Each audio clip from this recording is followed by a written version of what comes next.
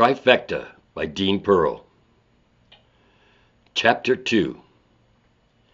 Max woke up about 10 a.m., feeling refreshed but still mad about the events of the night before. He got up and made himself some breakfast before deciding to go for a jog. He put on some running sweats plus an extra sweatshirt and hoodie in case it was still chilly out, tied up his tennis shoes and headed out the door. He instinctively headed back towards Smooth's place as he jogged along at a comfortable pace. As he passed a little strip mall with the self-defense dojo, he noticed two women were just arriving there. He stopped and just watched them for a second as they got out of their car and walked up to the store's door, took out some keys, and went inside. They must work there, he thought to himself as he decided to walk over and take a closer look. The two women were already inside as he walked up. They took off their coats, hats, and gloves as Max realized how pretty these two women were. They could easily have been models or something. So he wondered what they were doing in the dojo. He decided to go in and just talk to them a little bit. As he walked through the front door, one of the girls was behind the counter, and the other one looked like she went into an office. "Hi, I'm Leslie. How are you today?" the blonde girl asked as she was hanging up her coat and hat. "How's it going?" Max replied. "My name's Max." "Well, hi, Max. Pretty day, isn't it?" She smiled at Max as she spoke, revealing a perfect set of teeth and a beautiful smile. "How can we help you today?" "I was just curious about your place here and what exactly it is you teach," Max posited. "Well, my sister and I run the place, and we're both 8th degree black belts in a couple of disciplines," she told him.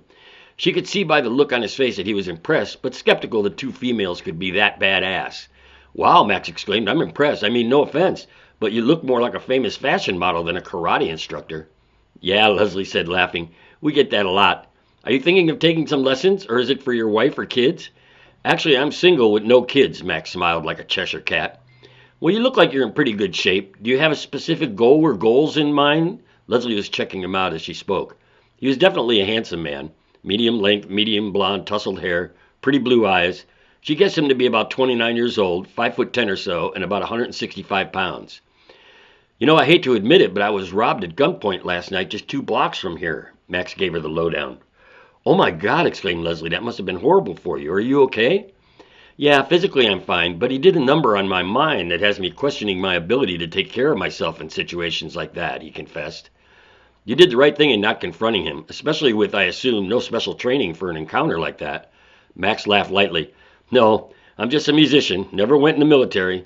Hell, I've never even been in a real fist fight since 7th grade. Leslie laughed along lightheartedly as she suddenly called out to her sister in the office. "Hey, Wesley, come on out here for a sec. I want you to meet someone." As Wesley walked out of her office towards the counter where they were standing, Leslie said, "Sis, this is Max. I didn't get your last name." "Wells, Max Wells." "Max, this is my twin sister, Wesley." "Twins!" Max exclaimed, surprised. I know," Wesley chimed in. "We don't look exactly alike, and I have black hair while she's a blonde, but we're not identical, just fraternal. Pleased to meet you, Max Wells." "Yes, I'm quite pleased to meet you both," Max said enthusiastically. "So what brought you in to visit us today, Max?" Wesley asked. "He was robbed at gunpoint last night, just 2 blocks from here," Leslie informed her. "Oh, I'm so sorry to hear that. This neighborhood has been going to the dogs lately, it seems. More and more crime popping up everywhere. Our business has increased over 30% in just the last year because people want to feel some sense of safety and competence to deal with nasty situations like that," Wesley informed him. "But we tell our new clients that just because they've been given some instruction in self-defense doesn't mean that you're ready to go out and challenge the world or start fighting crime or some such silly idea. In your case, you said the man had a gun. That's no time to be a hero. That's how people get shot and killed." "But I didn't even try to resist at all," Max told her. "I just handed over my wallet and my guitar." "You did exactly what you should have in that situation," Leslie cut in. "Doing anything otherwise could easily, or even accidentally, gotten you killed." Wesley shook her head in agreement. "And then we would never have the pleasure of making your acquaintance now, would we?" Leslie smiled, flirting as she said it. "Of course, in a different scenario, where a potential threat to you isn't armed, we could teach you ways to defend yourself with minimum chances of you getting hurt or injured," Wesley assured him.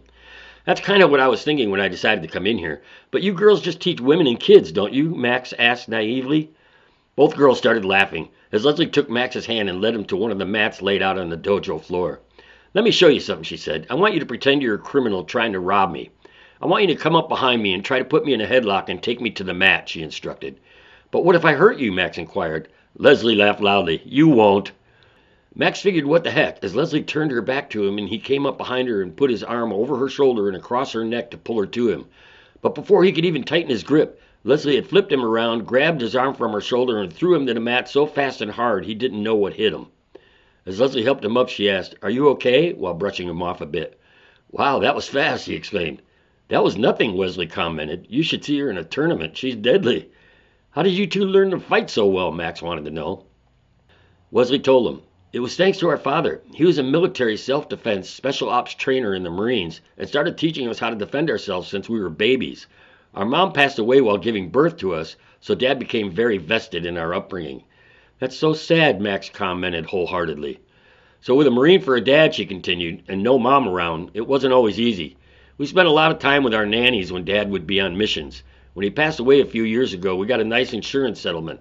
That was enough for us to start our own business.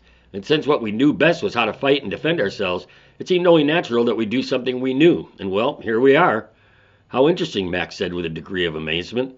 "So what's your story, Mr. Wells?" Leslie asked politely. "Well, I'll tell you, it's not pretty," Max started. "My dad was a musician too. It had a lot to do with me becoming one, I suppose. I would listen to him play with his band growing up and wanted to be just like him.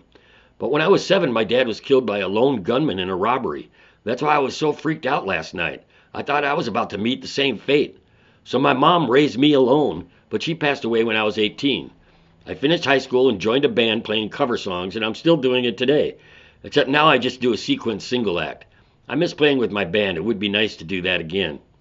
"You know, Leslie and I play instruments too," Wesley said enthusiastically. "No way," Max retorted. "Way," Leslie said, laughing. "I play drums and Wesley plays keyboards. We've been taking lessons for a few years now. But our music teacher recently moved away, so we're looking for a new one."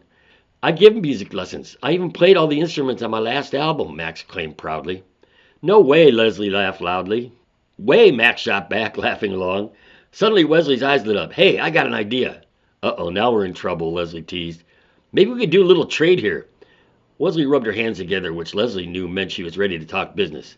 "I see an opportunity here where we could use a good new teacher of musical skills, and you could use a couple of good teachers to teach you some awesome self-defense skills."